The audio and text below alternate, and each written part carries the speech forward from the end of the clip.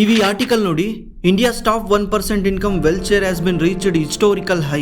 ಈ ಆರ್ಟಿಕಲ್ ಹೇಳ್ತಾ ಇದೆ ನಮ್ಮ ಇಂಡಿಯಾದಲ್ಲಿ ಟಾಪ್ 1% ಜನಗಳ ಆಸ್ತಿ ದಿಸದಿಂದ ದಿಸಿಗೆ ಇನ್ಕ್ರೀಸ್ ಆಗ್ತಾನೆ ಇದೆ ಅಂತ. ಟಾಪ್ 1% ಜನಗಳ ವೆಲ್ತ್ ಶೇರು 40% ಇದೆ.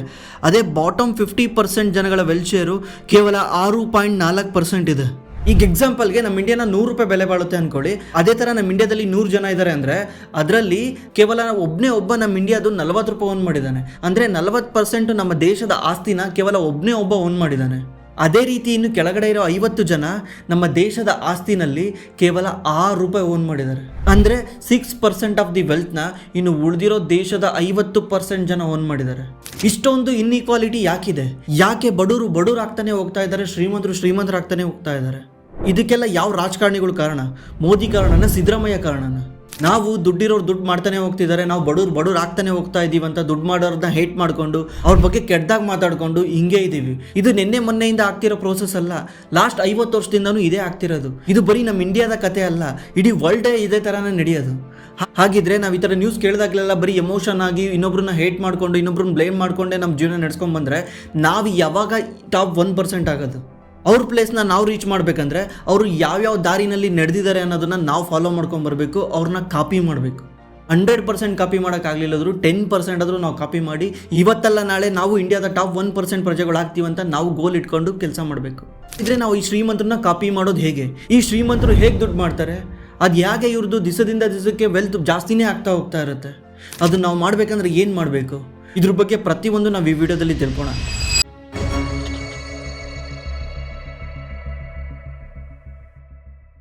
ಹಾಗಿದ್ರೆ ಯಾಕೆ ರಿಚ್ ಆಗ್ತಾನೆ ಇದ್ದಾರೆ, ಬಡವ್ರು ಆಗ್ತಾನೆ ಇದ್ದಾರೆ? ಇದನ್ನು ಅರ್ಥ ಮಾಡ್ಕೊಬೇಕಂದ್ರೆ ನಾವು 2 ಡಾಕ್ಯುಮೆಂಟ್ನ ಸ್ಟಡಿ ಮಾಡಬೇಕು. ನಾವು ಯಾವುದೇ ಒಂದು ಕಂಪ್ನಿನ ಅನಾಲಿಸಿಸ್ ಮಾಡ್ಬೇಕಾದ್ರೆ ಮುಖ್ಯವಾಗಿ ನೋಡೋದು 2 ಸ್ಟೇಟ್ಮೆಂಟ್ನ. ಒಂದು ಇನ್ಕಮ್ ಸ್ಟೇಟ್ಮೆಂಟು, ಇನ್ನೊಂದು ಬ್ಯಾಲೆನ್ಸ್ ಶೀಟ್. ಯಾಕಂದರೆ ಯಾವ ಕಂಪ್ನಿ ತನ್ನ ದುಡ್ಡನ್ನು ಚೆನ್ನಾಗಿ ಮ್ಯಾನೇಜ್ ಮಾಡ್ಕೊಂಡು ಬಂದಿದೆ ಅದೇ ಕಂಪ್ನಿ ಇವತ್ತು $multi-billion ಕಂಪ್ನಿ ಆಗಿರೋದು. ಅದೇ ಥರನೇ ಯಾವ ಒಬ್ಬ ವ್ಯಕ್ತಿ ಅವ್ನು ದುಡ್ದಿರೋ ದುಡ್ಡನ್ನ ಚೆನ್ನಾಗಿ ಮ್ಯಾನೇಜ್ ಮಾಡ್ಕೊಂಡು ಬಂದಿದ್ದಾನೆ ಅವನೇ ಇವತ್ತು ಬಿಲಿಯನೇರ್ ಆಗಿರೋದು. ಅದಕ್ಕೆ ನಾವು ಇವಾಗ ಈ 2 ಸ್ಟೇಟ್ಮೆಂಟ್ ನಾವು ಒಬ್ಬ ಮಿಡಲ್ ಕ್ಲಾಸ್ ವ್ಯಕ್ತಿಗೂ ಮತ್ತು ಶ್ರೀಮಂತ ವ್ಯಕ್ತಿಗೂ ಕಂಪೇರ್ ಮಾಡಿ ನೋಡೋಣ. ಈಗ ಒಬ್ಬ ಮಿಡಲ್ ಕ್ಲಾಸ್ ವ್ಯಕ್ತಿದು ಇನ್ಕಮ್ ಸ್ಟೇಟ್ಮೆಂಟ್ ಯಾವ ಥರ ಇರುತ್ತೆ ಚೆಕ್ ಮಾಡೋಣ. ಇನ್ಕಮ್ ಸ್ಟೇಟ್ಮೆಂಟಲ್ಲಿ 2 ಥರ ಕಾಲಮ್ ಬರ್ತವೆ. ಒಂದು ಇನ್ಕಮ್ಮು, ಇನ್ನೊಂದು ಎಕ್ಸ್ಪೆನ್ಸು. ಮೇಜರ್ಲಿ ಮಿಡಲ್ ಕ್ಲಾಸ್ ಅವ್ರಿಗೆ ಮೇನ್ ಸೋರ್ಸ್ ಆಫ್ ಇನ್ಕಮ್ಮು ಸ್ಯಾಲ್ರಿನೇ ಆಗಿರುತ್ತೆ. ಸ್ಯಾಲ್ರಿನೇ ಇವ್ರದ್ದು ಮೇನ್ ಸೋರ್ಸ್ ಆಫ್ ಇನ್ಕಮ್ ಇರುತ್ತೆ. ಅದು ಬಿಟ್ಟು ಬೇರೆ ಯಾವುದೇ ಥರ ಇನ್ಕಮ್ ಇರಲ್ಲ. ಒಬ್ಬೊಬ್ಬರು ಪಾರ್ಟ್ ಟೈಮ್ ಜಾಬ್ ಮಾಡ್ತಾ ಇರ್ತಾರೆ, ಅದು 100ರಲ್ಲಿ 2ರಿಂದ 3% ಜನ ಮಾತ್ರ. ಇನ್ನು ಉಳಿದಿರೋರಿಗೆಲ್ಲನೂ ಸ್ಯಾಲ್ರಿನೇ ಮೇನ್ ಸೋರ್ಸ್ ಆಫ್ ಇನ್ಕಮ್ ಆಗಿರುತ್ತೆ. ಎಕ್ಸ್ಪೆನ್ಸಲ್ಲಿ ರೆಂಟು, ಇನ್ವೆಸ್ಟ್ಮೆಂಟು, ಮಕ್ಕಳದ್ದು ಎಜುಕೇಷನ್ನು, ಟ್ಯೂಷನ್ ಫೀಸ್ ಇರ್ಬೋದು, ಸ್ಕೂಲ್ ಫೀಸ್ ಇರ್ಬೋದು, ಗ್ರಾಸರೀಸ್ ಅಂದರೆ ದಿನಸಿ, ತರಕಾರಿ, ಈ ಥರ ಎಲ್ಲನೂ ಗ್ರಾಸರೀಸಲ್ಲೇ ಬರುತ್ತೆ. ಬಟ್ಟೆ, mobile, recharge, EMI, eating out, ಇದೇ ಥರನೇ ಬೇರೆ ಥರ ಎಕ್ಸ್ಪೆನ್ಸು ಬರುತ್ತೆ. ಒಬ್ಬರೊಬ್ಬರು ಯಾವ್ದಾರ ಮದುವೆಗೆ, ಸಮಾರಂಭಗಳಿಗೆ ಹೋಗ್ತಾನೆ ಇರ್ತಾರೆ, ಅವರಿಗೆ ಗಿಫ್ಟ್ ಕೊಡಬೇಕಾಗಿರುತ್ತೆ, ಬಸ್ ಚಾರ್ಜಿಗೆ ಖರ್ಚಾಗುತ್ತೆ. ಒಬ್ರೊಬ್ರು ಹೋಗಲ್ಲ, ಒಬ್ರೊಬ್ರು ಹೋಗ್ತಾನೆ ಇರ್ತಾರೆ. ಹಂಗೆ ಒಬ್ರೊಬ್ರದ್ದು ಎಕ್ಸ್ಪೆನ್ಸು ಇನ್ನೊಬ್ರಿಗಿನ್ನ ಡಿಫ್ರೆಂಟ್ ಆಗಿರುತ್ತೆ. ಇದುವರೆಗೂ ನಾನು ಏನೇನು ಹೇಳಿದ್ನಲ್ಲ ಅದೆಲ್ಲನೂ ಆಲ್ಮೋಸ್ಟ್ ಆಲ್ ಎಲ್ಲರ ಎಕ್ಸ್ಪೆನ್ಸಲ್ಲೂ ಸೇಮ್ ಇರುತ್ತೆ. ಅದೇ ನಾವಿವಾಗ ಶ್ರೀಮಂತರದ್ದು ಇನ್ಕಮ್ ಸ್ಟೇಟ್ಮೆಂಟ್ ಚೆಕ್ ಮಾಡಿದ್ರೆ ಅವ್ರದ್ದು ಇನ್ಕಮ್ ಸ್ಟೇಟ್ಮೆಂಟಲ್ಲಿ ಮೇಜರ್ಲಿ ಅವ್ರಿಗೆ ಇನ್ಕಮ್ ಬರೋದು ಅವ್ರಿಗೂ ಕೂಡ ಸ್ಯಾಲ್ರಿ ಇನ್ಕಮ್ಮೇ ಆಗಿರುತ್ತೆ.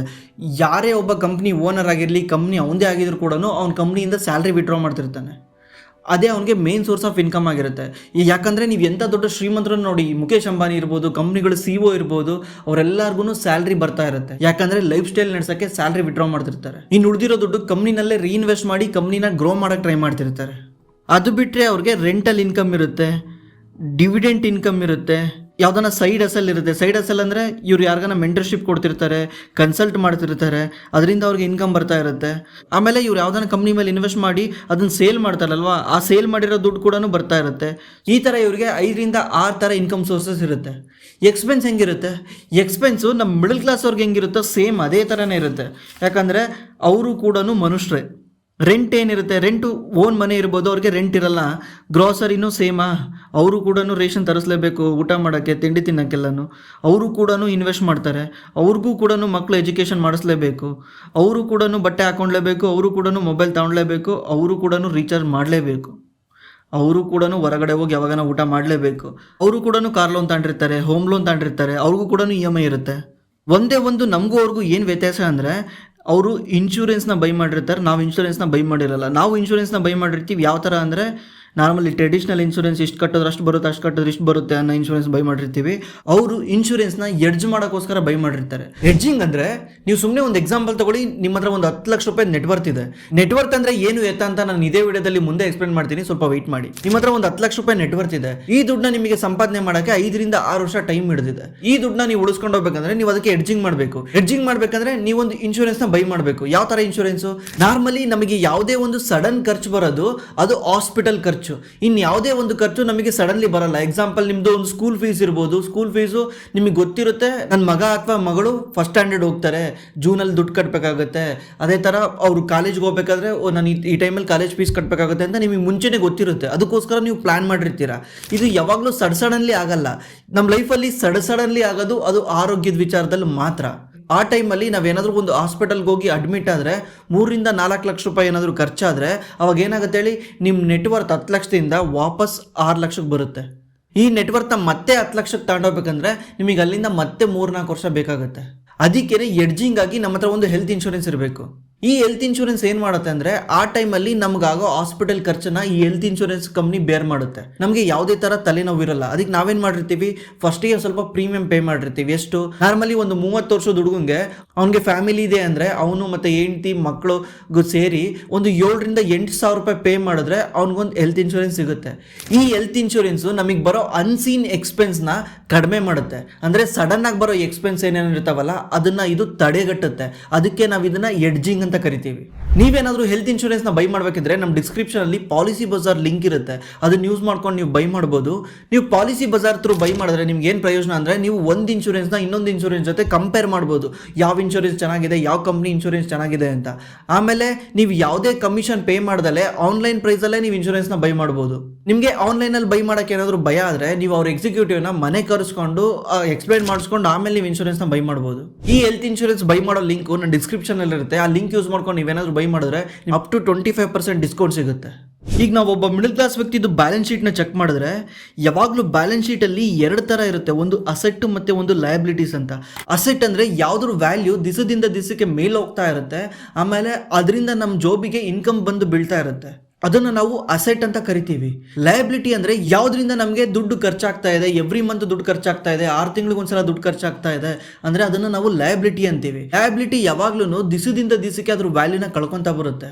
ಈಗ ಒಬ್ಬನ ಹತ್ರ ಕಾರ್ ಇದೆ ಅಂದರೆ ಕಾರ್ ಯಾವಾಗ್ಲೂ ಲಯಬಿಲಿಟಿಗೆ ಬರಬೇಕು, ಯಾಕಂದರೆ ಕಾರು ದಿವಸದಿಂದ ದಿವಸಕ್ಕೆ ಅದ್ರ ವ್ಯಾಲ್ಯೂನ ಕಳ್ಕೊತಾ ಬರುತ್ತೆ. ಆದರೆ ಒಬ್ಬ ಕಾರ್ನ ಯೂಸ್ ಮಾಡಿಕೊಂಡು ಅದರಿಂದ ಇನ್ಕಮ್ ಮಾಡ್ತಿದ್ದಾನೆ ಅಂದರೆ ಅದು ಡೈರೆಕ್ಟ್ಲಿ ಅಸೆಟಿಗೆ ಬರುತ್ತೆ, ಯಾಕಂದರೆ ಅವನ ಕಾರ್ನ ಯೂಸ್ ಮಾಡಿಕೊಂಡು ಇನ್ಕಮ್ ಜನರೇಟ್ ಮಾಡ್ತಾ ಇದ್ದಾನೆ. ಅದು ಅವನಿಗೆ ಹೊಸ ಸೋರ್ಸ್ ಆಫ್ ಇನ್ಕಮ್ನ ಆ್ಯಡ್ ಮಾಡ್ತಾ ಇದೆ, ಅದುವಾಗ ಅದು ಅಸೆಟಿಗೆ ಬರುತ್ತೆ. ಯಾವ ಒಬ್ಬ ವ್ಯಕ್ತಿ ಕಾರ್ನ ಮನೆಗೋಸ್ಕರ ಯೂಸ್ ಮಾಡ್ತಿದ್ದಾನೆ, ಅವ್ನು ಪರ್ಸ್ನಲ್ಗೋಸ್ಕರ ಯೂಸ್ ಮಾಡ್ತಿದ್ದಾನೆ, ಅದರಿಂದ ಯಾವುದೇ ಥರ ಇನ್ಕಮ್ ಜನರೇಟ್ ಆಗ್ತಾ ಇಲ್ಲ. ಆಮೇಲೆ ಎವ್ರಿ ಮಂತು ಅದಕ್ಕೆ ಪೆಟ್ರೋಲ್ ಹಾಕ್ಸ್ಬೇಕು, ಅದನ್ನು ಮೇಂಟೆನೆನ್ಸ್ ಮಾಡಬೇಕು, ಅವಾಗ ಏನಾಗ್ತಾ ಇದೆ, ಇವನು ಜೋಬಿಂದ ದುಡ್ಡು ಖರ್ಚಾಗ್ತಾ ಇದೆ. ಇದನ್ನು ನಾವು ಲಯಬಿಲಿಟಿ ಅಂತೀವಿ. ಅದೇ ಥರನೇ ಒಬ್ಬ ಯೂಟ್ಯೂಬರು ಒಂದು ಫೋನ್ ತಗೊಂಡು ವಿಡಿಯೋ ಮಾಡಿ ಶೂಟ್ ಮಾಡ್ತಿರ್ತಾನೆ. ಆದರೆ ಆ ಯೂಟ್ಯೂಬರು ಆ ಫೋನಿಂದ ಇನ್ಕಮ್ ಜನರೇಟ್ ಮಾಡ್ತಾ ಇದ್ದಾನೆ, ಆ ವಿಡಿಯೋ ಅಪ್ಲೋಡ್ ಮಾಡಿ ಯೂಟ್ಯೂಬಿಂದ ಇನ್ಕಮ್ ಜನರೇಟ್ ಮಾಡ್ತಾ ಇದ್ದಾನೆ. ಆ ಫೋನು ಯಾವಾಗಲೂ ಲಯಬಿಲಿಟಿ ಸೈಡಲ್ಲಿ ಬರಲ್ಲ, ಅದು ಯಾವಾಗಲೂ ಅಸೆಟ್ ಸೈಡಲ್ಲೇ ಇರುತ್ತೆ. ಅದು ಯಾವಾಗ ಲಯಬಿಲಿಟಿ ಸೈಡಲ್ಲಿ ಬರುತ್ತೆ ಅಂದರೆ ಆ ಫೋನಿಂದ ನಮಗೆ ಯಾವುದೇ ಥರ ಯೂಸ್ ಇಲ್ಲ. ಜಸ್ಟ್ ನಾವು ಪರ್ಸ್ನಲ್ ಯೂಸ್ ಮಾಡೋಕ್ಕೋಸ್ಕರ ಫೋನ್ ತಗೊಂಡಿದ್ರೆ ಆ ಫೋನು ಲಯಬಿಲಿಟಿ ಸೈಡಲ್ಲಿ ಬರುತ್ತೆ. ಅದೇ ನೀವೇನಾದರೂ ಬಿಸ್ನೆಸ್ಗೋಸ್ಕರ ಫೋನ್ ತಗೊಂಡಿದ್ರೆ ಆ ಫೋನು ಅಸೆಟಿಗೆ ಬರುತ್ತೆ. ಇದೇ ಅಸೆಟ್ಟು ಮತ್ತು ಲಯಬಿಲಿಟೀಸ್ಗಿರೋ ವ್ಯತ್ಯಾಸ. ಈಗ ಒಬ್ಬ ಮಿಡಲ್ ಕ್ಲಾಸ್ ವ್ಯಕ್ತಿ ಹತ್ರ ಅಸೆಟ್ ಏನಿರುತ್ತೆ, ಮೇಜರ್ಲಿ ಗೋಲ್ಡ್ ಇರುತ್ತೆ. ಗೋಲ್ಡ್ ಒಂದು ಪ್ರತಿಯೊಂದು ಮನೆಯಲ್ಲೂ ಇರುತ್ತೆ.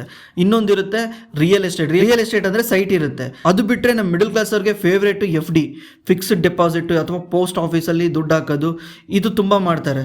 ಇದು ಇವ್ರದ್ದು ಅಸೆಟಲ್ಲಿ ಬರುತ್ತೆ. ಯಾಕಂದರೆ FDನಲ್ಲಿಟ್ಟರು ಕೂಡ ನಿಮಗೆ ತಿಂಗಳ ಇಂಟ್ರೆಸ್ಟ್ ಬರುತ್ತೆ, ಪೋಸ್ಟ್ ಆಫೀಸಲ್ಲಿಟ್ಟರು ಇಂಟ್ರೆಸ್ಟ್ ಬರುತ್ತೆ. ಸೈಟ್ ಆದರೂ ಕೂಡ ದಿವಸದಿಂದ ದಿವಸಕ್ಕೆ ಅದ್ರ ವ್ಯಾಲ್ಯೂ ಮೇಲೆ ಹೋಗ್ತಾ ಇರುತ್ತೆ, ಗೋಲ್ಡ್ ಕೂಡ ಅದ್ರ ವ್ಯಾಲ್ಯೂ ಮೇಲೆ ಹೋಗ್ತಾ ಇರುತ್ತೆ. ಇದು ಅಸೆಟಲ್ಲಿ ಬರುತ್ತೆ. ಲಯಬಿಲಿಟೀಸಲ್ಲಿ ಏನು ಬರುತ್ತೆ, TV ಇರುತ್ತೆ, ಫ್ರಿಡ್ಜ್ ಇರುತ್ತೆ, ಬೈಕ್ ಇರುತ್ತೆ, ಮೊಬೈಲ್ ಇರುತ್ತೆ, ಕಾರ್ ಇರುತ್ತೆ, ಮತ್ತು ಇದೆಲ್ಲ ಬೈ ಮಾಡೋಕ್ಕೂ ಲೋನ್ ತಗೊಂಡಿರ್ತಾರೆ, ಕೈ ಸಾಲ ಮಾಡ್ಕೊಂಡಿರ್ತಾರೆ, ತಿಂಗಳ ಇಂಟ್ರೆಸ್ಟ್ ಕಟ್ತಿರ್ತಾರೆ, ಅದು ಕೂಡ ಲಯಬಿಲಿಟಿನಲ್ಲಿ ಬರುತ್ತೆ. ಈಗ ನಾವು ಒಬ್ಬ ವ್ಯಕ್ತಿಯ ನೆಟ್ವರ್ತು ನಾವು ಯಾವ ಥರ ಇದೆ ಅಂತ ಚೆಕ್ ಮಾಡೋಕ್ಕೆ ನಾವು ಅಸೆಟ್ನ ಮತ್ತು ಲಯಬಿಲಿಟೀಸ್ನ ಮೈನಸ್ ಮಾಡಬೇಕು. ಅಂದರೆ ಒಬ್ಬ ವ್ಯಕ್ತಿದು ಅಸೆಟ್ಟು 20 ಲಕ್ಷ ಇದೆ ಅಂದರೆ, ಈಗ ಒಂದು ಸೈಟು, ಗೋಲ್ಡು, FD ಎಲ್ಲ ವ್ಯಾಲ್ಯೂ ಸೇರಿ 20 ಲಕ್ಷ ಇದೆ ಅಂದರೆ, ಒಂದು ಲಯಬಿಲಿಟಿ ಅಂದರೆ T V, fridge, bike, mobile ಮತ್ತು ಇದೆಲ್ಲದ್ರ ವ್ಯಾಲ್ಯೂ ಬಂದ್ಬಿಟ್ಟು 10 ಲಕ್ಷ ರೂಪಾಯಿ ಇದೆ, ಲೋನು ಸೇರಿಸಿ 10 ಲಕ್ಷ ರೂಪಾಯಿ ಇದೆ ಅಂದರೆ, ಈಗ ಒಂದು ಟೋಟಲ್ ನೆಟ್ವರ್ತ್ ಬಂದ್ಬಿಟ್ಟು ಈ ಅಸೆಟ್ಟು ಮತ್ತು ಲಯಬಿಲಿಟೀಸ್ನ ಮೈನಸ್ ಮಾಡಿದ್ರೆ ಬರುತ್ತೆ. ಎಷ್ಟಾಗುತ್ತೆ? 20 ಲಕ್ಷ ಮೈನಸ್ 10 ಲಕ್ಷ, ಒಂದು ನೆಟ್ವರ್ತ್ ಆಗುತ್ತೆ 10 ಲಕ್ಷ ರೂಪಾಯಿ. ಇದೇ ನಾವೇನಾದರೂ ರಿಚ್ದು ಬ್ಯಾಲೆನ್ಸ್ ಶೀಟ್ನ ತೆಗೆದು ನೋಡಿದ್ರೆ ಅವ್ರ ಬ್ಯಾಲೆನ್ಸ್ ಶೀಟಲ್ಲಿ ಏನಿರುತ್ತೆ? ಅವ್ರ ಬ್ಯಾಲೆನ್ಸ್ ಶೀಟಲ್ಲಿ ಅಸೆಟ್ ಆಗಿ ಈಕ್ವಿಟೀಸ್ ಇರುತ್ತೆ. ಈಕ್ವಿಟೀಸ್ ಅಂದರೆ ಅವ್ರು ಯಾವುದನ್ನ ಕಂಪ್ನಿನಲ್ಲಿ ಅವ್ರದ್ದೇ ಓನ್ ಬಿಸ್ನೆಸ್ ಇರುತ್ತಲ್ಲ, ಆ ಬಿಸ್ನೆಸ್ದು ಈಕ್ವಿಟೀಸ್ ಇರುತ್ತೆ. ಆಮೇಲೆ ರಿಯಲ್ ಎಸ್ಟೇಟ್ ಇರುತ್ತೆ. ಆಮೇಲೆ ಯಾವುದನ್ನ ಕಂಪ್ನಿ ಶೇರ್ಸ್ಗಳ ಮೇಲೆ ಸ್ಟಾಕ್ ಮಾರ್ಕೆಟಲ್ಲಿ ಇನ್ವೆಸ್ಟ್ ಮಾಡಿರೋದು, ಮ್ಯೂಚುವಲ್ ಫಂಡಲ್ಲಿ ಇನ್ವೆಸ್ಟ್ ಮಾಡಿರೋದು, ಅದೆಲ್ಲ ಶೇರ್ಸ್ ಇರುತ್ತೆ. ಆಮೇಲೆ ಅವ್ರ ಹತ್ರನೂ ಗೋಲ್ಡ್ ಇರುತ್ತೆ. ಆಮೇಲೆ ಅವರು ಸ್ಟಾರ್ಟಪ್ ಕಂಪ್ನಿಗಳಲ್ಲಿ ಇನ್ವೆಸ್ಟ್ ಮಾಡಿರ್ತಾರೆ. ಇದು ಅವ್ರದ್ದು ಅಸೆಟ್ ಪಾರ್ಟ್ ಆಯಿತು. ಲಯಬಿಲಿಟಿನಲ್ಲಿ ಅವ್ರ ಹತ್ರನೂ ಕಾರ್ ಇರುತ್ತೆ, ಅವ್ರ ಹತ್ರನೂ ಬೈಕ್ ಇರುತ್ತೆ, ಅವ್ರ ಹತ್ರನೂ ಫೋನ್ ಇರುತ್ತೆ, ಅವರು ಕೂಡ EMI ಹಾಕ್ಸ್ಕೊಂಡಿರ್ತಾರೆ. ಆದರೆ ಇವ್ರದ್ದು ನೆಟ್ವರ್ತು, ಈಗ ಇವ್ರದ್ದು ಅಸೆಟ್ ಏನಾದರೂ 3,70,00,000 ಇದ್ದರೆ ಇವ್ರದ್ದು ಲಯಬಿಲಿಟಿ ಕೇವಲ 70 ಲಕ್ಷ ಇರುತ್ತೆ. ಅವಾಗ ಇವ್ರದ್ದು ನೆಟ್ವರ್ತ್ ಎಷ್ಟಾಗುತ್ತೆ? 3 ಕೋಟಿ ಆಗುತ್ತೆ. ಮಿಡಲ್ ಕ್ಲಾಸ್ ವ್ಯಕ್ತಿ ಇದು ನೆಟ್ವರ್ತ್ ಎಷ್ಟಿದೆ? 10 ಲಕ್ಷ ಇದೆ. ಇವಾಗ ನೀವು ರಿಚ್ ಬ್ಯಾಲೆನ್ಸ್ ಶೀಟಲ್ಲಿ ಹೋಗಿ ನೋಡಿ, ರಿಚ್ ಹತ್ರ 3.7 crore ಅಸೆಟ್ ಇದೆ, 70 lakhs ಲಯಬಿಲಿಟೀಸ್ ಇದೆ, ಅವ್ರ ಹತ್ರ 3 ಕೋಟಿ ರೂಪಾಯಿ ನೆಟ್ವರ್ತ್ ಇದೆ. ಈ 3 ಕೋಟಿ ರೂಪಾಯಿ ನೆಟ್ವರ್ತು ಇಯರ್ಲಿ 20% ಗ್ರೋ ಆಗ್ತಾ ಹೋಗುತ್ತೆ. ಯಾಕಂದರೆ ಇವ್ರ ಹತ್ರ ಎಲ್ಲ ಥರ ಅಸೆಟ್ ಕ್ಲಾಸ್ ಇದೆ. ಇವ್ರ ಹತ್ರ ರಿಯಲ್ ಎಸ್ಟೇಟ್ ಇದೆ, ರಿಸ್ಕಿ ಅಂದರೆ ಇವ್ರ ಹತ್ರ ಈ ಸ್ಟಾರ್ಟಪ್ ಇನ್ವೆಸ್ಟ್ಮೆಂಟ್ ಇದೆ, ಶೇರ್ ಮಾರ್ಕೆಟಲ್ಲಿ ಇನ್ವೆಸ್ಟ್ ಮಾಡಿದ್ದಾರೆ, ಗೋಲ್ಡ್ ಕೂಡ ಇದೆ, ಅವ್ರ ಬಿಸ್ನೆಸ್ಸಲ್ಲಿ ಕೂಡ ಇನ್ವೆಸ್ಟ್ ಮಾಡಿರ್ತಾರೆ. ಇವ್ರದ್ದು ಮಿನಿಮಮ್ ಅಂದ್ರೂ 20% ಇಯರ್ ಆನ್ ಇಯರ್ ಗ್ರೋ ಆಗ್ತಾ ಹೋಗುತ್ತೆ. ಅದೇ ನಮ್ಮದು ತಗೊಂಡ್ರೆ ನಮ್ಮದು ಗೋಲ್ಡ್ ಬಂದ್ಬಿಟ್ಟು 9% ಗ್ರೋ ಆಗುತ್ತೆ, ರಿಯಲ್ ಎಸ್ಟೇಟ್ 10% ಗ್ರೋ ಆಗುತ್ತೆ, FD ಬಂದ್ಬಿಟ್ಟು 7% ಗ್ರೋ ಆಗುತ್ತೆ, ಪೋಸ್ಟ್ ಆಫೀಸಲ್ಲೂ 7% ಗ್ರೋ ಆಗುತ್ತೆ. ಇದು ನಮ್ಮದು ಆವ್ರೇಜ್ ಬಂದ್ಬಿಟ್ಟು 8 to 9% year on year grow ಆಗ್ತಾ ಹೋಗುತ್ತೆ. ಒಂದು 10 ವರ್ಷ ಬಿಟ್ಬಿಟ್ಟು ನೀವು ಮಿಡಲ್ ಕ್ಲಾಸ್ ನೆಟ್ವರ್ತನು ಮತ್ತು ರಿಚ್ ನೆಟ್ವರ್ತನು ಕಂಪೇರ್ ಮಾಡಿದ್ರೆ, ಮಿಡಲ್ ಕ್ಲಾಸ್ ಅವ್ರದ್ದು 10 lakhs ನೆಟ್ವರ್ತ್ ಇರುತ್ತಾ, ಅದು ಇಯರ್ಲಿ 8% ಹಂಗೆ ಗ್ರೋ ಆಗುತ್ತೆ. ಬಿಕಾಸ್ ಅದರಲ್ಲಿ ನಾನ್ ರಿಸ್ಕಿ ಅಸೆಟ್ ಇದಾವೆ, ಲೈಕ್ FD ಇರ್ಬೋದು, ಗೋಲ್ಡ್ ಇರ್ಬೋದು. ಎಲ್ಲಿ ರಿಸ್ಕ್ ಕಮ್ಮಿ ಇರುತ್ತೆ ಅಲ್ಲಿ ಗ್ರೋತು ಕಮ್ಮಿ ಇರುತ್ತೆ. ನೆಕ್ಸ್ಟ್ 10 years ಇದು 8% ಹಂಗೆ ಗ್ರೋ ಆಗುತ್ತೆ. 10 years ಬಿಟ್ಬಿಟ್ಟು ಒಬ್ಬ ಮಿಡಲ್ ಕ್ಲಾಸ್ ವ್ಯಕ್ತಿದು ನೆಟ್ವರ್ತು 21 ಲಕ್ಷ ಆಗಿರುತ್ತೆ. ಆದರೆ ಅದೇ ರಿಚ್ದು ಎಷ್ಟಾಗಿರುತ್ತೆ ಗೊತ್ತಾ? 3 ಕೋಟಿ ರೂಪಾಯಿ ಅವನ ಹತ್ರ ಇವಾಗ ನೆಟ್ವರ್ತ್ ಇದೆ. Yearly 20% grow ಆಗ್ತಿರ್ತಾನೆ. 10 ವರ್ಷ ಬಿಟ್ಟರೆ ಅವನ ನೆಟ್ವರ್ತ್ ಆಗಿರುತ್ತೆ 18 ಕೋಟಿ. ಇವಾಗ ಹೇಳಿ, ಯಾಕೆ ರಿಚ್ ಆಗ್ತಾ ಹೋಗ್ತಾನೆ, ಪೂರ್ ಆಗ್ತಾ ಹೋಗ್ತಾನೆ? ಇದನ್ನು ನೀವು ಗೌರ್ಮೆಂಟಿಗೆ ಬ್ಲೇಮ್ ಮಾಡಿಕೊಂಡು, ಗೌರ್ಮೆಂಟಿಗೆ ಬೈಕೊಂಡು, ನಾವು ಯಾವಾಗಲೂ ಹಿಂಗೆ ಇರಬೇಕು, ನಾವು ಬಡವರಾಗೇ ಇರಬೇಕು ಅಂತ ನೀವೇನಾದರೂ ಯಾವಾಗಲೂ ಹಿಂಗೆ ಮಾಡ್ತಾ ಬಂದರೆ ನೀವು ಯಾವತ್ತೂ ಚೇಂಜ್ ಆಗೋಕ್ಕಾಗಲ್ಲ. ಇದು ಇಂಡಿಯಾ ಪ್ರಾಬ್ಲಮ್ ಮಾತ್ರ ಅಲ್ಲ, ಇಡೀ ವರ್ಲ್ಡ್ ಪ್ರಾಬ್ಲಮ್ಮೇ. ಅಮೇರಿಕಾ ಒಂದು ಬಿಟ್ಟರೆ ಬೇರೆ ದೇಶಗಳಲ್ಲೂ ಇದೇ ಪ್ರಾಬ್ಲಮ್ ಇದೆ. ಅವ್ರಿಗೆ ಫೈನಾನ್ಷಿಯಲ್ ಎಜುಕೇಷನ್ ಇಲ್ಲವೇ ಇಲ್ಲ, ಝೀರೋ ಇದೆ. ಅದೇ ನೀವು 20 ವರ್ಷಕ್ಕೆ ಲೆಕ್ಕ ಹಾಕಿ, ಒಬ್ಬ ಮಿಡಲ್ ಕ್ಲಾಸ್ ವ್ಯಕ್ತಿದು ನೆಟ್ವರ್ತು 46 ಲಕ್ಷ ಇರುತ್ತೆ. ಅದೇ ಒಬ್ಬ ರಿಚ್ ವ್ಯಕ್ತಿದು ನೆಟ್ವರ್ತು 115 ಕೋಟಿ ಇರುತ್ತೆ. ಎಷ್ಟು ಹೇಳಿ? 115 ಕೋಟಿ. ಒಬ್ಬ ಮಿಡಲ್ ಕ್ಲಾಸ್ಗೂ ಮತ್ತು ಶ್ರೀಮಂತ ವ್ಯಕ್ತಿಗೂ ಅಂತರ ಎಷ್ಟಿತ್ತು? ಅಂತರ ಅಂದರೆ ಇವನ ಹತ್ರ 10 ಲಕ್ಷ ನೆಟ್ವರ್ತ್ ಇತ್ತು, ಇವನ ಹತ್ರ 3 ಕೋಟಿ ನೆಟ್ವರ್ತ್ ಇದೆ. ಅಂದರೆ 30 ಪಟ್ಟು ವ್ಯತ್ಯಾಸ ಇತ್ತು ಒಬ್ಬ ಮಿಡಲ್ ಕ್ಲಾಸ್ಗೂ ಒಬ್ಬ ಶ್ರೀಮಂತ ವ್ಯಕ್ತಿಗೂ. ಇವಾಗ ಎಷ್ಟಾಗಿದೆ ಗೊತ್ತಾ? 250 ಪಟ್ಟು. ಅವಾಗ ಇಷ್ಟಿದ್ದಿದ್ದ ಗ್ಯಾಪು ಇವಾಗ ಇಷ್ಟಾಗಿದೆ.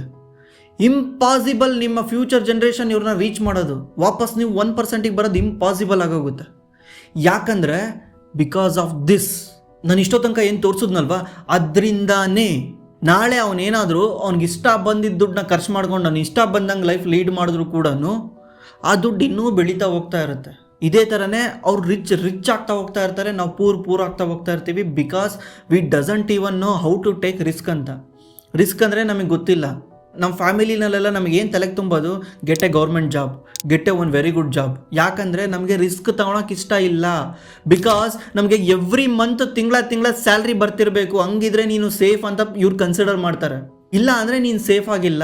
ಯಾಕೆ ಗೌರ್ಮೆಂಟ್ ಜಾಬಿಗೆ ಅಷ್ಟೊಂದು ವ್ಯಾಲ್ಯೂ ಇದೆ ಹೇಳಿ? ಅಂಥದ್ದು ಏನು ಮಾಡೋಕ್ಕಾಗುತ್ತೆ? ಒಬ್ಬ ಗೌರ್ಮೆಂಟ್ ಕೆಲಸ ಮಾಡಿರೋನು ಮ್ಯಾಕ್ಸಿಮಮ್ ಅವ್ನು ಲೈಫೆಲ್ಲ ದುಡಿದ್ರು ಕೂಡ 1 ಕೋಟಿ ರೂಪಾಯಿ ಸೇವ್ ಮಾಡೋಕ್ಕಾಗಲ್ಲ.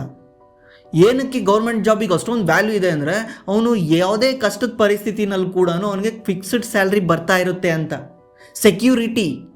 ಈ ಸೆಕ್ಯೂರಿಟಿ ಅನ್ನೋ ವರ್ಡೇನೆ ನಮ್ಮ ಮಿಡಲ್ ಕ್ಲಾಸ್ನ ಸಾಯಿಸ್ತಾ ಇದೆ. ಬಿಕಾಸ್ ನಿಮ್ಮಂಥ ಯಂಗ್ಸ್ಟರ್ಗಳು ಯಾವುದೇ ಥರ ರಿಸ್ಕ್ ತಗೊಳಕ್ಕೆ ಇಷ್ಟಪಡಲ್ಲ. ನಮ್ಮ ಮನೆಯಲ್ಲೇ ಬಿಡಲ್ಲ ರಿಸ್ಕ್ ತಗೊಳಕ್ಕೆ. ನೀನೇನಾದ್ರು ರಿಸ್ಕ್ ತಗೊಳಕ್ಕೆ ಹೋಗಿದ್ಯಾ ಅಂದರೆ ನಿನಗೆ ಹೇಳ್ತಾರೆ, ತಪ್ಪು ಮಾಡ್ತಾ ಇದೆಯಾ, ಯಾಕೆ ಇವೆಲ್ಲ ಮಾಡ್ತೀಯಾ, get a one job, get a government job, ಈ ಥರ ಹೇಳ್ಬಿಟ್ಟು ನಮ್ಮನ್ನು ಕಟ್ಟಾಕ್ತಾ ಇದ್ದಾರೆ. ದಯವಿಟ್ಟು ಅರ್ಥ ಮಾಡ್ಕೊಳ್ಳಿ, ನೀವು ಇದರಿಂದ ಹೊರಗೆ ಬರಬೇಕಂದ್ರೆ ಸೆಕ್ಯೂರಿಟಿ ಅನ್ನೋ ಒಂದು ವರ್ಡು ಸ್ಕ್ಯಾಮ್ ಅಂತ, ಸೇಫ್ ಅನ್ನೋ ಒಂದು ವರ್ಡು ಸ್ಕ್ಯಾಮ್ ಅಂತ. ಸೇಫ್ ಅಂದರೆ ಏನು? ಈಗ safe okay, government job is safe okay. ನಾಳೆ ಯಾರನ್ನ ಒಬ್ಬ ಈ ಥರ ರಿಸ್ಕ್ ತಗೊಂಡು ಬಿಸ್ನೆಸ್ ಮಾಡಿಲ್ಲ, ಎಲ್ಲರೂ ಗೌರ್ಮೆಂಟ್ ಜಾಬೇ ಮಾಡಿದ್ರೆ ಗೌರ್ಮೆಂಟಿಗೆ ಎಲ್ರಿಗೂ ಸಂಬಳ ಕೊಡೋಕ್ಕೆ ಮತ್ತು ಕೆಲಸ ಕೊಡೋಕ್ಕೆ ಗೌರ್ಮೆಂಟ್ ಹತ್ರ ದುಡ್ಡೆಲ್ಲಿರುತ್ತೆ? ಗೌರ್ಮೆಂಟ್ ಏನು ದುಡಿಯೋಕೆ ಹೋಗುತ್ತಾ ಬೆಳಿಗ್ಗೆಯಿಂದ ಸಂಜೆವರೆಗೂ? ಯಾವುದನ್ನ ಆಫೀಸಲ್ಲಿ ಹೋಗಿ ಕೆಲಸ ಮಾಡುತ್ತಾ? ಗೌರ್ಮೆಂಟು ಸಂಬಳ ಕೊಡಬೇಕಂದ್ರೆ ಪೊಲೀಸರಿಗಿರ್ಬೋದು, ಪೋಸ್ಟ್ ಅವ್ರಿಗಿರ್ಬೋದು, ಒಬ್ಬ ತಾಲೂಕು ಆಫೀಸಲ್ಲಿ ಕೆಲಸ ಮಾಡೋರಿಗಿರ್ಬೋದು, ಅವ್ರಿಗೆಲ್ಲರಿಗೂ ಕೊಡಬೇಕಂದ್ರೆ ಗೌರ್ಮೆಂಟಿಗೆ ರೆವಿನ್ಯೂ ಬರಬೇಕು. ಆ ರೆವಿನ್ಯೂ ಎಲ್ಲಿಂದ ಬರುತ್ತೆ? ಈ ಬಿಸ್ನೆಸ್ ಮ್ಯಾನ್ಗಳು ಯಾವುದನ್ನ ಬಿಸ್ನೆಸ್ ಮಾಡಿ ಅವ್ರ ಕೆಳಗಡೆ ಇರೋರಿಗೆ ಕೆಲಸ ಕೊಟ್ಟು ಇವರು ಗೌರ್ಮೆಂಟಿಗೆ ಇನ್ಕಮ್ ಟ್ಯಾಕ್ಸ್ ಕಟ್ತಾರೆ, ಕಾರ್ಪೊರೇಟ್ ಟ್ಯಾಕ್ಸ್ ಕಟ್ತಾರೆ. ಈ ದುಡ್ಡಿಂದ ಗೌರ್ಮೆಂಟಿಗೆ ರೆವಿನ್ಯೂ ಬರುತ್ತೆ. ಆ ದುಡ್ಡಿಂದ ಗೌರ್ಮೆಂಟು ಈ ಗೌರ್ಮೆಂಟ್ ಜಾಬರಿಗೆ ಕೆಲಸ ಕೊಡುತ್ತೆ. ನಾಳೆ ಈ ಬಿಸ್ನೆಸ್ಗಳೇ ಇಲ್ಲ ಅಂದರೆ ಗೌರ್ಮೆಂಟಿಗೆ ರೆವಿನ್ಯೂ ಎಲ್ಲಿಂದ ಬರುತ್ತೆ? ಯಾವತ್ತಾದರೂ ಯೋಚನೆ ಮಾಡಿದ್ದೀರಾ? ರಿಸ್ಕ್ ಎಲ್ಲಿದೆ? ರಿಸ್ಕ್ ತೊಗೊಳೋದ್ರಲ್ಲಿ ಇಲ್ಲ. ರಿಸ್ಕ್ ಇರೋದು ಈ ಸೇಫ್ ಅನ್ನೋ ಒಂದು ವರ್ಡಲ್ಲಿ. ಸೇಫ್ ಎಲ್ಲಿದೆ? ಯಾವುದು ಸೇಫ್ ಇದೆ ಜಗತ್ತಲ್ಲಿ? ನೀವು ಕಣ್ಣನ್ನ ಓಪನ್ ಮಾಡಿ ನೋಡಿದ್ರೆ ಏನೂ ಸೇಫ್ ಇಲ್ಲ. ದೇಶಗಳಲ್ಲೇ ಲೋನ್ ಕಟ್ಟಕ್ಕಾಗ್ದಲೇ ಡಿಫಾಲ್ಟ್ ಆಗಿದ್ದಾರೆ. ಇನ್ನು ಎಲ್ಲಿಂದ ಬರುತ್ತೆ ಸೇಫು? ದಯವಿಟ್ಟು ನಿಮ್ಮ ಮೈಂಡಲ್ಲಿ ಈ ಸೇಫ್ ಅನ್ನೋ ವರ್ಡ್ನ ಡಿಲೀಟ್ ಮಾಡಾಕ್ಬಿಡಿ. ಹಾಗಿದ್ರೆ ಇದಕ್ಕೆಲ್ಲ ಪರಿಹಾರ ಏನಂದ್ರೆ, ನೀವು ಆವಾಗಲೇ ನೋಡಿದ್ರಿ ರಿಚ್ದು ಇನ್ಕಮ್ ಸೋರ್ಸ್ ಯಾವ ಥರ ಇದ್ವು ಅಂತ. ಅದರಿಂದನೇ ಅವರು ಅಸೆಟ್ನ ಜಾಸ್ತಿ ಬಿಲ್ಡ್ ಮಾಡೋಕ್ಕಾಗಿದೆ. ಯಾವಾಗ ಜಾಸ್ತಿ ಇನ್ಕಮ್ ಇರುತ್ತೆ ಆವಾಗ ನೀವು ಅಸೆಟ್ನ ಜಾಸ್ತಿ ಬಿಲ್ಡ್ ಮಾಡ್ಬೋದು. ಅವಾಗ ಏನಾಗುತ್ತೆ, ನಿಮ್ಮದು ಆಕ್ಟಿವ್ ಇನ್ಕಮ್ಗಿನ್ನ ಪ್ಯಾಸಿವ್ ಇನ್ಕಮ್ ಜಾಸ್ತಿ ಆಗ್ತಾ ಇರುತ್ತೆ. ಇವಾಗ ಒಂದು 3 ಕೋಟಿ ರೂಪಾಯಿ ನೆಟ್ವರ್ತಲ್ಲಿ 20% ರಿಟರ್ನ್ ಸಿಕ್ತು ಅಂದ್ಕೊಳ್ಳಿ, ಒಂದು ವರ್ಷಕ್ಕೆ 20% ಸಿಕ್ತು ಅಂದ್ಕೊಳ್ಳಿ. ವರ್ಷ ಎಷ್ಟು ದುಡ್ದಂಗೆ ಆಯ್ತು ಹೇಳಿ? ಅದು 60 ಲಕ್ಷ ದುಡ್ದಂಗಾಯ್ತು. ಇವನ್ ಎಲ್ಲ ಇನ್ಕಮ್ ಸೇರಿಕೊಂಡ್ರು 60 ಲಕ್ಷ ದುಡಿತಿರಲ್ಲ. ಜಸ್ಟ್ ಇವೊಂದು ಅಸೆಟ್ ಇರುತ್ತಲ್ಲ, ಈ ಅಸೆಟ್ಟು ಎಕ್ಸ್ಟ್ರಾ 60 ಲಕ್ಷನ ಇವನಿಗೆ ದುಡ್ಡು ಕೊಡ್ತು. ಅವಾಗ ಏನಾಗುತ್ತೆ, ಫಾಸ್ಟಾಗಿ ಗ್ರೋ ಆಗೋಕ್ಕೆ ಹೆಲ್ಪ್ ಆಗುತ್ತೆ. ಅದಕ್ಕೇ ನೀವು ನಿಮ್ಮ ಇನ್ಕಮ್ ಸೋರ್ಸಸ್ನ ಜಾಸ್ತಿ ಮಾಡ್ಕೊಬೇಕು. ಅಂದರೆ ನೀವು ಯಾವುದನ್ನ ಪಾರ್ಟ್ ಟೈಮಲ್ಲಿ ಜಾಬ್ ಮಾಡಬೇಕು, ಇಲ್ಲ ನಿಮ್ಮ ಸ್ಕಿಲ್ನ ಆ್ಯಡ್ ಮಾಡ್ಕೊಬೇಕು, ಸ್ಕಿಲ್ನ ಜಾಸ್ತಿ ಮಾಡ್ಕೊಂಡು ಹೋಗಬೇಕು. ಸ್ಕಿಲ್ ಅಂದ್ರೇನು? ಸ್ಕಿಲ್ ಅಂದರೆ ನನ್ನ ಹತ್ರ ಇರೋ ಎಬಿಲಿಟಿಯಿಂದ ನಾನು ಇನ್ನೊಬ್ಬರು ಲೈಫ್ನ ಈಸಿ ಮಾಡ್ತಾ ಇದ್ದೀನಿ, ಅದಕ್ಕೋಸ್ಕರ ಅವ್ರು ನನಗೆ ಪೇ ಮಾಡ್ತಾ ಇದ್ದಾರೆ.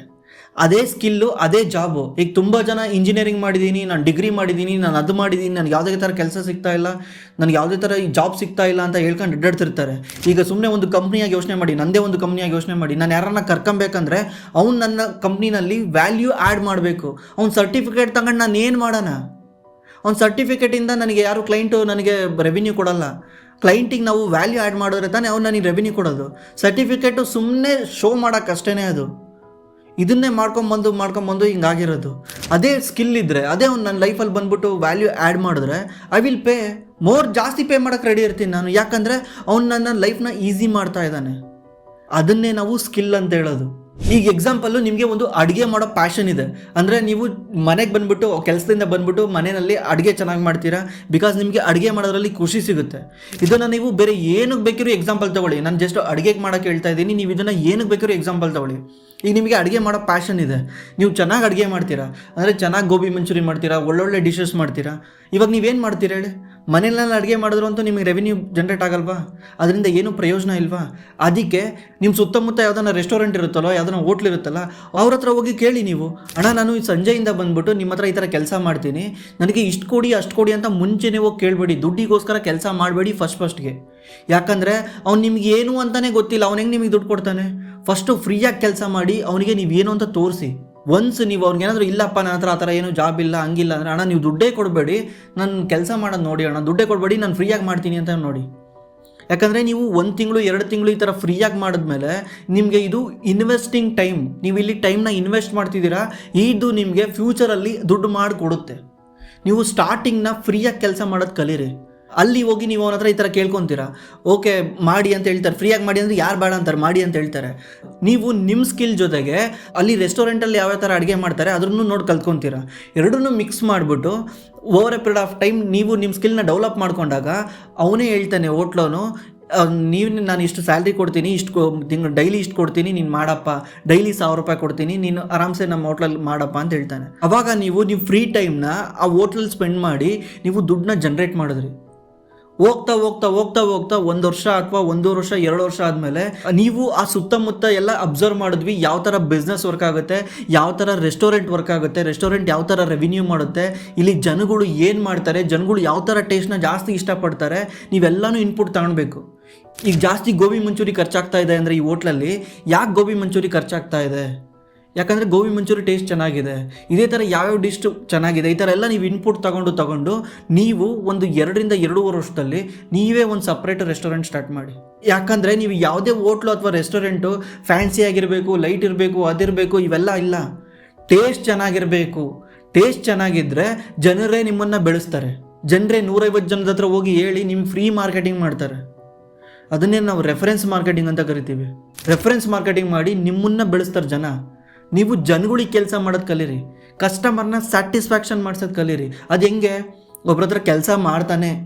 ನೀವು ಏನು ಬಿಸ್ನೆಸ್ ಅಂದ ತಕ್ಷಣ ಏನು ಗೊತ್ತಾ, ಎಲ್ಲರೂ ಡೈರೆಕ್ಟ್ ಮಾಡಿಬಿಡ್ಬೇಕು, ನಾಳೆನೇ ರೆವಿನ್ಯೂ ಬರಬೇಕು, ನಾಳೆನೇ ಎಲ್ಲ ಆಗಬೇಕು ಅಂತ ಮಾಡ್ತಾರೆ. ಅದರಿಂದನೇ ಎಲ್ಲರೂ ದುಡ್ಡು ಕಳ್ಕೊತಾರೆ. ಫಸ್ಟು ನೀವು ಯಾವುದಾನ ಒಂದು ಇಂಡಸ್ಟ್ರಿಗೆ ಇಳಿತಿದ್ದೀರಾ ಅಂದರೆ ಆ ಇಂಡಸ್ಟ್ರಿ ಬಗ್ಗೆ ನೀವು ರಿಸರ್ಚ್ ಮಾಡ್ಕೊಳ್ಳಿ. ಈ ಥರನೇ ನೀವು ಸ್ಕಿಲ್ ಇಂಪ್ರೂವ್ ಮಾಡಿಕೊಂಡು over a period of time ನೀವೇ ಒಂದು ರೆಸ್ಟೋರೆಂಟ್ ಹಾಕ್ಬೋದು. ಯಾಕಂದರೆ ನಿಮಗೆ ಇಷ್ಟು ದಿವಸ ಕೆಲಸ ಮಾಡಿ ನೋಡಿದ್ದೀರಾ, ನಿಮಗೆ ಏನು ವರ್ಕ್ ಆಗುತ್ತೆ ಏನು ವರ್ಕ್ ಆಗಲ್ಲ ಅಂತ ಗೊತ್ತಿದೆ. ನೀವು ಇವಾಗ ಬಿಸ್ನೆಸ್ ಸ್ಟಾರ್ಟ್ ಮಾಡಿದ್ರಿ. ಇಲ್ಲಿ ನೀವು 1,000 ರೂಪಾಯಿ ದುಡಿತಿದ್ದೀರಿ, ನೀವು ಬಿಸ್ನೆಸ್ ಸ್ಟಾರ್ಟ್ ಮಾಡಿದ ತಕ್ಷಣ ಇಲ್ಲಿ 5,000 ರೂಪಾಯಿ ಡೈಲಿ ದುಡಿಯೋಕ್ಕೆ ಸ್ಟಾರ್ಟ್ ಮಾಡಿದ್ರಿ. ನಿಮ್ಮ ಇನ್ಕಮು 5 ಪಟ್ಟು ಜಾಸ್ತಿ ಆಗೋಯ್ತು. ಈ ಥರನೇ ಟ್ರೈ ಮಾಡಿ. ಈ ಥರನೇ ಇದು ಜಸ್ಟ್ ನಾನು ಒಂದು ಎಕ್ಸಾಂಪಲ್ ತೊಗೊಂಡಿದ್ದು, ಯಾಕಂದರೆ ಪ್ರತಿಯೊಂದೂ ಎಕ್ಸಾಂಪಲ್ ಕೊಟ್ಟು ಹೇಳಕ್ಕೆ ಬರಲ್ಲ. ಇದೇ ಥರನೇ ಪ್ರತಿಯೊಂದು ಇಂಡಸ್ಟ್ರಿನೂ ವರ್ಕ್ ಆಗೋದು, ಪ್ರತಿಯೊಂದು ಬಿಸ್ನೆಸ್ ಇದೇ ಥರನೇ ವರ್ಕ್ ಆಗೋದು. ಇದನ್ನು ನೀವು ಕಾಪಿ ಮಾಡಿ. ಆಮೇಲೆ ನಿಮ್ಮ ಹತ್ರ ಒಂದು ಎಕ್ಸ್ಟ್ರಾ ಸೋರ್ಸ್ ಆಫ್ ಇನ್ಕಮ್ ಬಂದಾಗ ಆ ದುಡ್ಡನ್ನ ಯಾವ ಥರ ಮ್ಯಾನೇಜ್ ಮಾಡಬೇಕು ಅಂತ ನಾನು ಸಪ್ರೇಟ್ ಒಂದು ವಿಡಿಯೋ ಮಾಡ್ತೀನಿ. 50-30-20 ರೂಲ್ ಅಂತ. ಅದು ಬಜೆಟಿಂಗ್ ಮಾಡಿ ಯಾವ ಥರ ಬಜೆಟ್ ಮಾಡಬೇಕು ಅದ್ರ ಬಗ್ಗೆ ನಾನು ಸಪ್ರೇಟ್ ವಿಡಿಯೋ ಮಾಡ್ತೀನಿ. ನಿಮಗೆ ಈ ವಿಡಿಯೋ ನೋಡಿ ಏನು ಅನ್ನಿಸ್ತು ಅಂತ ದಯವಿಟ್ಟು ಕೆಳಗಡೆ ಕಾಮೆಂಟ್ ಮಾಡಿ. ಇದರಿಂದ ನೀವೇನಾದರೂ ಕಲ್ತಿದ್ರೆ ಏನು ಕಲ್ತ್ರಿ ಅಂತ ದಯವಿಟ್ಟು ನನಗೆ ಕೆಳಗಡೆ ಕಾಮೆಂಟ್ ಮಾಡಿ.